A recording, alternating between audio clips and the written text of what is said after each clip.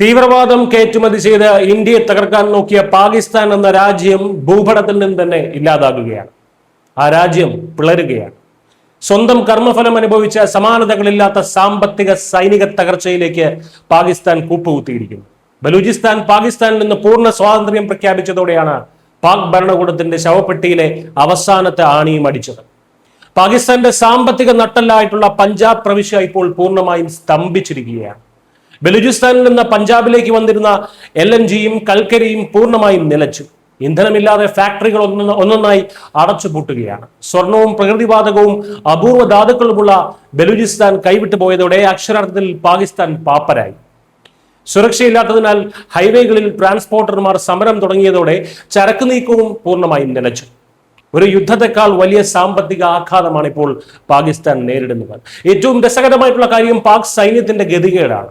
ബലൂചിസ്ഥാനിലെ കരഭൂമിയുടെ നിയന്ത്രണം പൂർണ്ണമായും ബലൂച്ച് സേനയുടെ കൈകളിലായി കഴിഞ്ഞു. പാക് സൈന്യത്തിന് അവിടെ നിലത്തിറങ്ങാൻ പേടിയാണ്. അതിനാൽ ദൂരെ നിന്ന് വ്യോമാക്രമണം നടത്താൻ മാത്രമേ ഇപ്പോൾ അവർക്ക് കഴിയുന്നുള്ളൂ. സ്വന്തം ജനതയ്ക്ക് നേരെ ഒരു നേരത്തെ ഭക്ഷണം കൊടുക്കാൻ വകയില്ലാത്തവർ ഇപ്പോൾ സ്വന്തം രാജ്യത്തിനുള്ളിൽ തന്നെ ബോംബിട്ട് ആളുകളെ പേടിപ്പിക്കാൻ നോക്കുന്നു. ഇതൊരു ഒറ്റപ്പെട്ട തകർച്ചയല്ല. ബലൂചിസ്ഥാന് പുറമെ പാക് അധീന കാശ്മീരിലും ഖൈബർ പക്തുൻഖയിലും പാകിസ്ഥാൻ കനത്ത തിരിച്ചടിയാണ് നേരിടുന്നത്. ഇതിനെല്ലാം പുറമെയാണ് ഇന്ത്യ നിശബ്ദമായി നൽകിയ 8ന്റെ പണി.